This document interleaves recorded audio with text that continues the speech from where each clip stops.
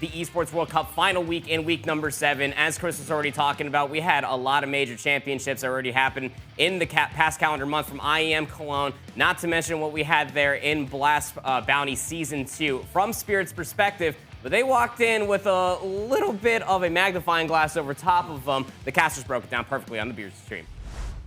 With all the rumors right now, because that's what this is all about. Yeah, so the rumors are, well, it's not a rumor really, we just know what's happening. It's just happening. You know, Tanier is leaving Heroic, he's going to go join Team Spirit, and Zontix is the player that's getting cut. So it's Tanier's possible last game with Heroic, or it's Zontix's last game with Spirit. Either way we look at it, it's an exciting storyline. So you heard it right there, just immediately called out from the wings. Spirit versus Heroic was a very opening matchup, and well, Tanier, he's going to be the replacement for Zontix. The amount of times that they squared off here on the opening best of 3 maps is quite heavy. Yeah, and it is a back-to-back. It's kind of like that they knew already, and they're trying to show each other up going into both of these. Tanier getting the best of Zontix in a couple of these matchups, though, but this one, not quite the best showing from him, trying to get back, trying to have some of that trigger discipline to see if he can figure out where a couple more of those Spirit members are. But you gotta remember, Zontix still plays good, turns around and gets the kill there. Yeah, getting a little bit too cheeky, not looking for the knife, but just looking to play with his food for a little bit. Heroic, we're going to be able to take that Ancient map. Spirit was able to take Nuke, which led us to the decider here on Mirage.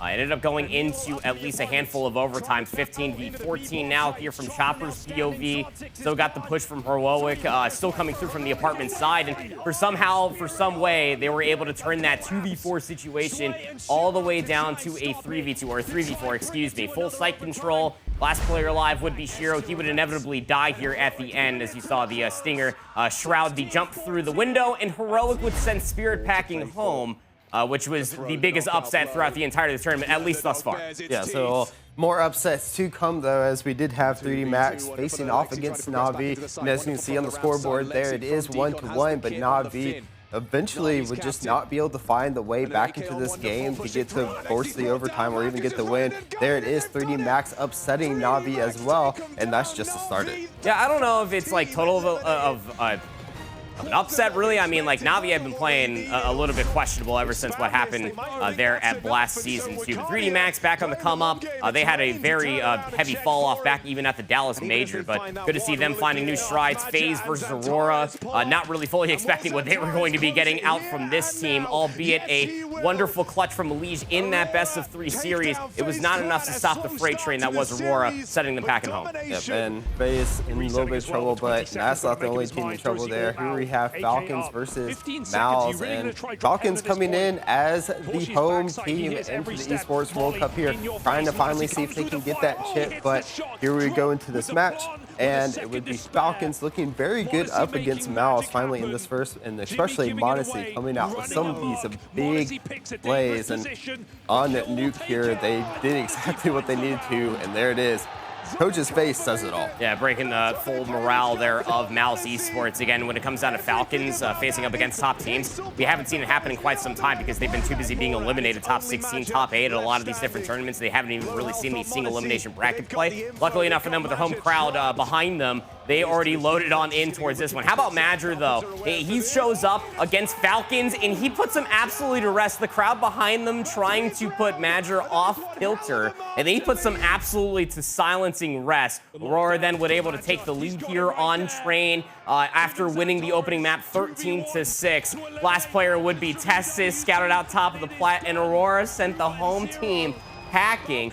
Honestly speaking, the way that Vitality lost, the way that we saw everything happen, as you are about to be seeing, people really did think that Falcons were going to walk away winning this tournament, especially with Spirit getting eliminated by Heroic top 16. Yeah, but they forgot about the Mongols, and boy, third time is the charm for the Mongols once again. That is number 3 for them against Vitality, taking them down, just cementing them to be one of these best teams. But here we are into the grand finals. Aurora making their way there against Mongols, and what a show it was. Yeah, it really was. Mongols versus Aurora, first 2 maps, hyper competitive. Last map, maybe not so much. But I mean, I gotta say something for sure is that this entire Mongols team, Techno exclusively, was playing out of his mind. 9-10, Woxic, the back and forth battles that we had, probably one of the main reasons why we had this series to be as competitive as it was. First map would end up going overtime here in Mirage, would finish out 16-14. And well, here's one of those moments right here. Woxic finds the first shot,